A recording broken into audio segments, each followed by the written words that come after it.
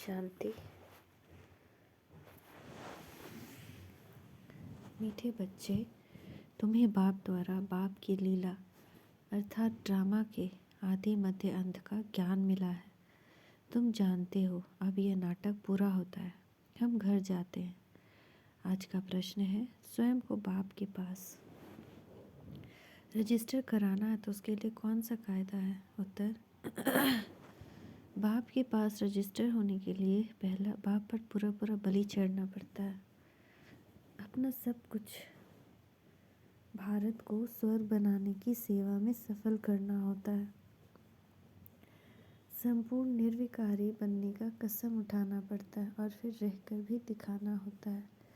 ऐसे बच्चों का नाम ऑल माइटी गवर्नमेंट में रजिस्टर में आता है। उन्हें नशा रहता है कि हम भारत को स्वर्ग व राजस्थान बना रहे हैं।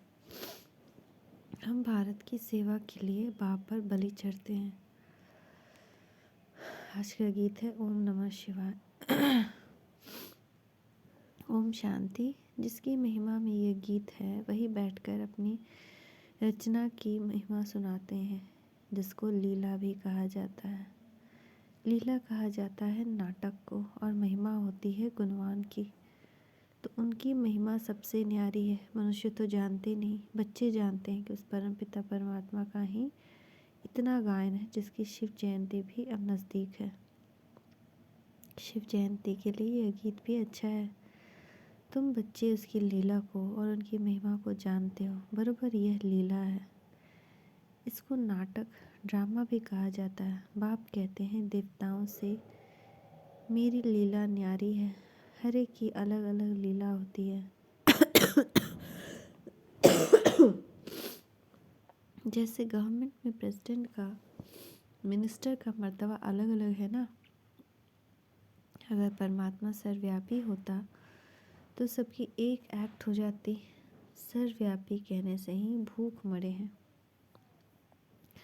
कोई भी मनुष्य न बाप को न बाप की अपरंपार महिमा को जानते हैं। जब तक बाप को न जाने तब तक रचना को भी जान न सके। अभी तुम बच्चों ने रचना को भी जाना है। ब्रह्मांड, सूक्ष्मवतन और मनुष्य सृष्टि का चक्र बुद्धि में फिरता रहता है। यह है लीला अथवा रचना के आदि मध्य अंत की नॉलेज। इस समय दुनिया के मनुष्य हैं नास्तिक, कुछ भी नहीं जानते हैं, गपोड़े कितने लगाते हैं।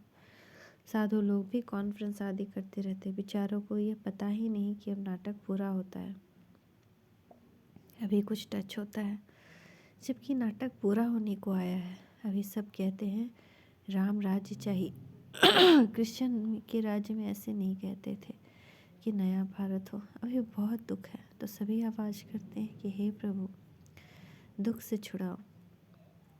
कलयुग के अंत में जरूर जास्ती दुख होगा। दिन प्रतिदिन दुख वृद्धि को पाता जाएगा। वह समझते हैं कि सभी अपना अपना राज्य करने लग पड़ेंगे, परंतु यह विनाश तो होना ही, यह कोई जानते नहीं।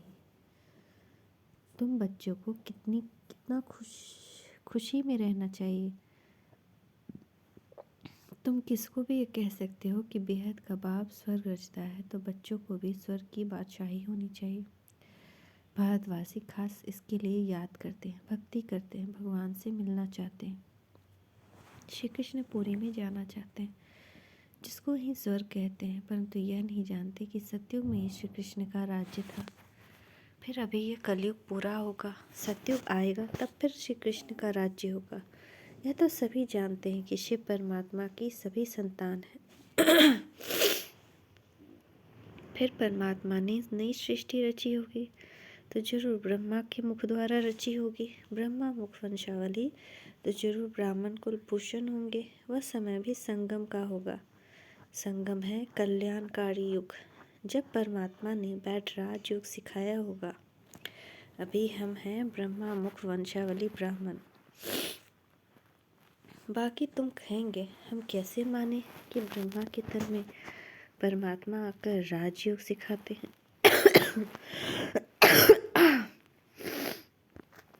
तुम भी ब्रह्मा मुख वंशावली बन राजयोग सीखो, तो आप ही तुमको भी अनुभव हो जाएगा। इसमें बनावट की व अंधश्रद्धा की कोई बात ही नहीं।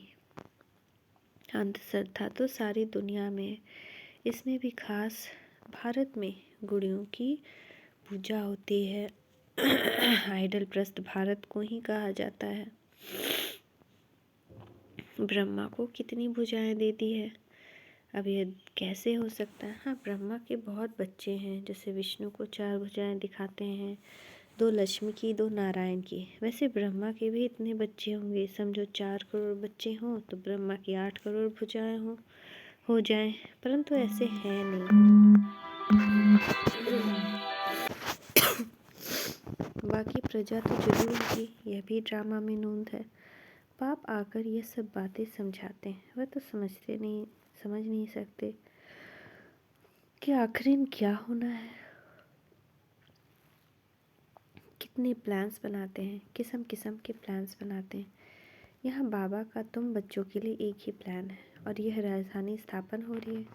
जो जितनी मेहनत कर आप सामान बनाएंगे उतना उच्च पद पाएंगे। बाप को नॉलेजफुल, ब्लिसफुल, रहम दिल कहते हैं। बाप कहते हैं मेरा भी ड्रामा में पार्ट है। माया सब पर बेरहमी कर रही है, हमको आकर रहम करना पड़ता है। तुम बच्चों को राजयोग भी सिखाता हूँ, सृष्टि चक्र का राज भी समझाता हूँ। नॉलेजफुल को ज्ञान का सागर कहा जाता है। तुम बच्चे जानते हो, किसको समझा भी सकते हो। यहाँ अंधश्रद्धा की तो कोई बात ही नहीं। हम निराकार पर परम पिता परमात्मा को मानते हैं। पहले पहले उनकी महिमा करनी चाहिए। वह आकर राजयोग द्वारा स्वर्ग रचते हैं, फिर स्वर्गवासियों की महिमा करनी चाहिए। भारत स्वर्ग था तो सरगुण संपन्न, 16 कला संपूर्ण थे। 5000 वर्ष की बात है, तो परमात्मा की महिमा सबसे न्यारी है। फिर है देवताओं की महिमा, इसमें अंधश्रद्धा की कोई बात नहीं। यहाँ तो सब बच्चे हैं, फॉलोअर्स नहीं। यह तो फैमिली है, हम ईश्वर की फैमिली हैं। असल में हम सब आत्माएं परम पिता के बच्चे हैं, तो फैमिली हुई ना। वह निराकार फिर साकार में आते हैं। इस समय यह वंडरफुल फैमिली, इसमें संशय की बात ही नहीं। शिव की सभी संतान हैं। प्रजापिता ब्रह्मा की संतान भी गाए हुए हैं। हम ब्रह्मा कुमार कुमारियां हैं। नई सृष्टि की स्थापना हो रही है, पुरानी सृष्टि सामने है। पहले तो बाप की पहचान देनी है। ब्रह्मा वंशी बनने बगैर बाप का वर्षा मिल न सके। ब्रह्मा के पास ये ज्ञान नहीं है। ज्ञान सागर शिव बाबा हैं, उनसे ही हम वर्षा पाते हैं। हम हैं मुख वंशावली, सभी राजयोग सीख रहे हैं। हम सबको पढ़ाने वाला शिव बाबा है, जो इस ब्रह्मा तन में आकर पढ़ाते हैं। यह प्रजापिता ब्रह्मा जो व्यक्त है, वह जब संपूर्ण बन जाते हैं तब फरिश्ता बन जाते हैं। सूक्ष्म तनवासियों को फरिश्ता कहा जाता है, वह हड्डी मांस नहीं रहता। बच्चियाँ साक्षात्कार भी करती हैं। बाप कहते हैं भक्ति मार्ग में अल्पकाल का सुख भी मेरे द्वारा ही तुमको मिलता है। दाता मैं एक ही हूँ, इसलिए ईश्वर अर्पण करते हैं। समझते हैं ईश्वर ही फल देते हैं। साधु संत आदि का कभी नाम नहीं लेते। देने वाला एक बाप है, करके निमित्त कोई द्वारा दिलाते हैं उनकी महिमा बढ़ाने के लिए। वह सब है अल्पकाल का सुख, यह है बेहद का सुख। नए नए बच्चे आते हैं तो समझते हैं जिस मत पर हम थे उनको फिर हम यह नॉलेज समझाएं। इस समय सब माया की मत पर है। यहाँ तो तुमको ईश्वरीय मत मिलती है। यह मत आधा कल्प चलती है, क्योंकि सतयुग त्रेता में हम इसकी प्रारब्ध भोगते हैं। वहाँ उल्टी मत होती नहीं, क्योंकि माया ही नहीं है। उल्टी मत तो बाद में शुरू होती है। अब बाबा हमको आप समान त्रिकालदर्शी त्रिलोकी नाथ बनाते हैं, ब्रह्मांड का मालिक भी बनाते हैं, फिर सृष्टि के मालिक भी हम बनते हैं। बाप ने बच्चों की महिमा अपने से भी उच्च की है। सारी सृष्टि में ऐसा बाप कभी देखा जो बच्चों के ऊपर इतनी मेहनत करे और अपने से भी तीखा बनाए। कहते हैं तुम बच्चों को विश्व का बादशाही देता हूँ, मैं नहीं भोगता बाकी दिव्य दृष्टि की चाबी मैं अपने हाथ में रखता हूँ। भक्ति मार्ग में भी मुझे काम में आती है। अभी ब्रह्मा का साक्षात्कार कराता हूँ कि इस ब्रह्मा के पास जाकर राजयोग से भविष्य प्रिंस बनो। यह तो बहुतों को साक्षात्कार होता है। प्रिंस तो सभी ताज सहित होते हैं, बाकी बच्चों को यह पता नहीं पड़ता कि सूर्यवंशी प्रिंस का साक्षात्कार हुआ व चंद्रवंशी प्रिंस का। जो बाप के बच्चे बनते हैं वह प्रिंस प्रिंसेस तो जरूर बनेंगे, फिर आगे व पीछे अच्छा पुरुषार्थ होगा तो सूर्यवंशी बनेगा, नहीं तो चंद्रवंशी। तो सिर्फ प्रिंस को देख खुश नहीं होना है, यह सब पुरुषार्थ पर मदार रखते हैं। बाबा तो हर बात क्लियर कर समझाते हैं, इसमें अंधश्रद्धा की बात नहीं। यह है ईश्वरीय फैमिली, इस हिसाब से तो वह भी ईश्वरीय संतान है, परंतु वह कलयुग में है। तुम संगम पर हो, किसके पास भी जाओ बोलो हम शिववंशी ब्रह्मा मुख वंशावली ब्राह्मण ही स्वर्ग का वर्षा पा सकते हैं। किसको अच्छी रीति समझाने के लिए मेहनत करनी पड़ती है। 150 को समझाएंगे तब उनमें से एक निकले। जिसकी तकदीर में होगा वह कोटों में कोई निकलेगा। आप सामान बनाने में टाइम लगता है, बाकी साहूकार का आवाज़ बड़ा होता है। मिनिस्टर के पास भी जाते हैं तो पहले वह पूछते हैं आपके पास कोई मिनिस्टर आता है। जब सुनाते हैं कि हाँ आते हैं तो कहेंगे अच्छा हम भी चलते हैं। बाप कहते हैं मैं बिल्कुल साधारण हूँ, तो साहूकार कोई विरला ही आते हैं। आने जरूर हैं, परंतु अंत में। तुम बच्चों को बहुत नशा रहना चाहिए, उनको समझाना है हम तो भारत की तन मन धन से सेवा करते हैं, तुम भारत की सेवा के लिए ही बलि चढ़े हो। ऐसा फिलैंथ्रोपिस्ट कोई होता नहीं, वो तो पैसे इकट्ठे कर मकान आदि बनाते हैं। आखिर तो ये सब कुछ मिट्टी में मिल जाना है। तुमको तो सब कुछ बाबा पर बलि चढ़ाना है, भारत को स्वर्ग बनाने की सेवा में ही सब कुछ लगाना है। तो फिर वर्षा भी तुम ही पाते हो, तुमको नशा चढ़ा हुआ है। हम ऑलमाइटी अथॉरिटी के बच्चे हैं, हम उनके पास रजिस्टर हो गए। बाबा पास रजिस्टर होने में बहुत मेहनत लगती है। जब संपूर्ण निर्विकारी पने का कसम उठावें और रहकर भी दिखाएं तब बाबा उसे रजिस्टर कहते हैं।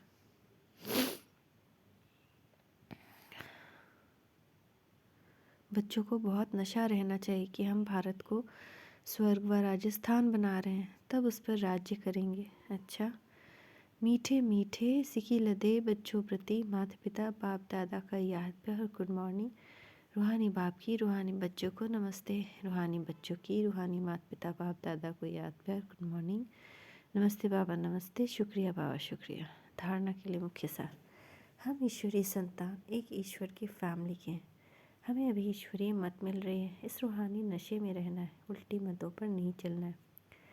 भारत की सेवा के लिए ब्रह्मा बाप के समान पूरा पूरा बलि चढ़ना है। तन मन धन भारत को स्वर्ग बनाने में सफल करना है। पूरा फिलैंथ्रोपिस्ट दानी बनना है।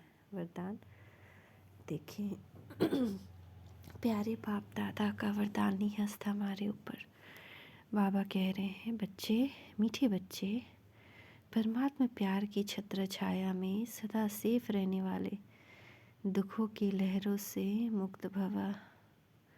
जैसे कमल पुष्प कीचड़ पानी में होते भी न्यारा रहता है और जितना न्यारा उतना सबका प्यारा होता है, ऐसे आप बच्चे दुख के संसार से न्यारे और बाप के प्यारे हो गए। यह परमात्मा प्यार छत्र छाया बन जाता है और जिसके ऊपर परमात्मा छत्र छाया है उसका कोई क्या कर सकता है। इसलिए फ़ख्र में रहो कि हम परमात्मा छत्र छाया में रहने वाले। दुख की लहर हमें स्पर्श भी नहीं कर सकती। हमें फ़ख्र है कि हम परमात्मा छत्र छाया में रहने वाले हैं और दुख की लहर हमें स्पर्श भी नहीं कर सकती। स्लोगन, जो अपने श्रेष्ठ सचरित्र द्वारा बाप दादा तथा ब्राह्मण कुल का नाम रोशन करते हैं वही कुल के दीपक हैं। ओम शांति ओम शांति ओम शांति।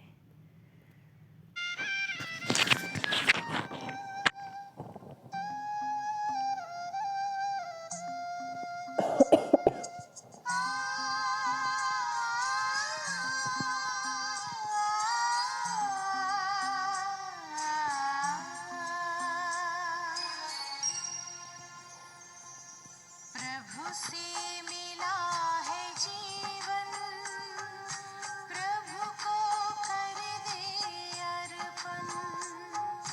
प्रभु से मिला है जीवन,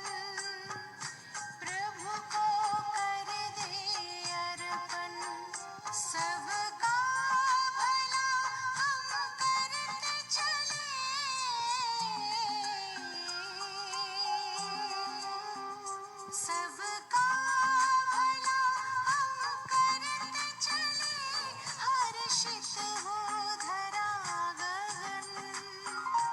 बस उसका कहना माने, फिर सब कुछ वो ही जाने।